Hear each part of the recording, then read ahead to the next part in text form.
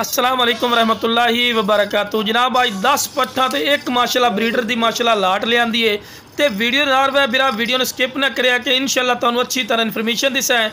तो एक मेरी छोटी जी गुजारिश है कि जो मेरे दोस्त इस चैनल पर नवे ने मेरे चैनल फौजी गोट फार्म को सबसक्राइब कर लो और नाल ही बेल आइकन दबा दियो किस तरह की प्यारी तो प्यारी वीडियो बासानी बिराह तक पहुँच सके।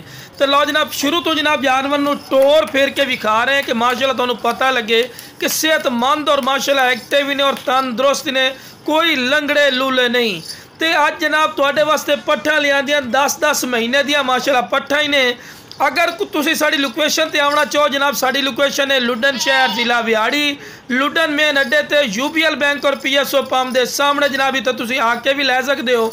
और प्योर माशाल्लाह खट्टी मक्खी चीनी मदरसा नस्ल दी और शेरा नस्ल ब्लैक बीतल नागरा बीतल ये जनाब पट्ठा पाइया गए हैं। तो जो दोस्त आखते ना कि फौजी भाई फार्म बढ़ावना है तो A+ क्वालिटी पट्ठा दो जनाब, A+ क्वालिटी पट्ठा लिया और वड़िया पट्ठा जड़ियाँ क्रॉस होने तैयार हैं। और जनाब पहले नंबर पर माशाल्लाह जोड़ा आ गए ने शेरा नस्ल की माशाल्लाह पट्ठा ही ने। उम्र इन्हों की 10 तो 12 महीने इन्हों की उम्र है और चंगे हाइट कद तो दूर रख के वीडियो बना के चेक करवा रहे हैं कि तुहानू पता लगे कि सेहतमंद और माशाल्लाह एक्टिव ही ने।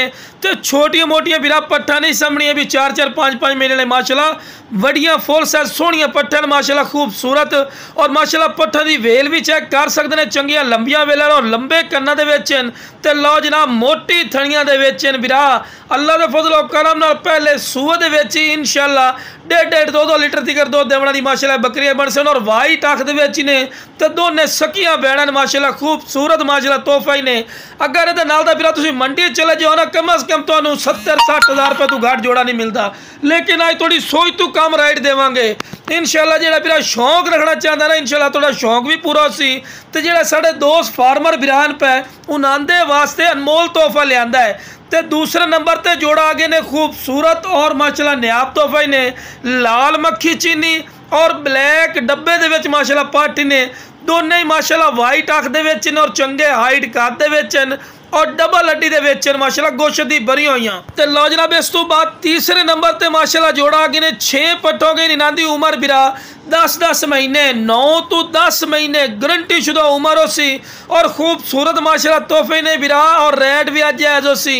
अगर ये नाल दा बिरा तुसीं मंडी पता कर लो तो कम अज़ कम तुहानू बिरा 30 हज़ार रुपये तो घट पाठ नहीं मिलती, लेकिन अपना की रेट ने बिल्कुल जायज़ और मकूल राइट है तो इंशाल्लाह एंड तक दसांगे। और बकरा भी माशाल्लाह बहुत ही ज़बरदस्त क्वालिटी का माशाल्लाह बकरा लिया ने। तो लो जनाब चौथे नंबर पर जोड़ा आ गए ने माशाल्लाह खट्टी मक्खी चीनिया मदरसा नस्ल की माशाल्लाह पट्ठा ही ने और जनाब क्रॉस होने को बिल्कुल तैयार हैं पियाँ।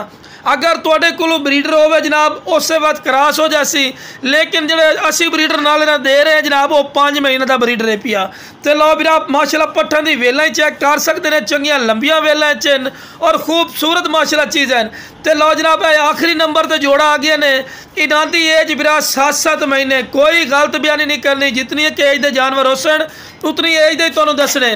तो रेट की गल की जाए अगर कोई पूरी लाड़ लई सी जनाब कोई 27-28 हज़ार रुपया पुट्ठा नहीं आना, 30 हज़ार ही पुट्ठा नहीं आना, सिर्फ जनाब 22 हज़ार रुपया फुल साइज पट्ठा का रेट लेंदे पे।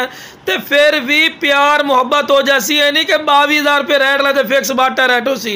तो लो बिरा हुसन और खूबसूरती की माशाल्लाह इंतहा हो गई ने।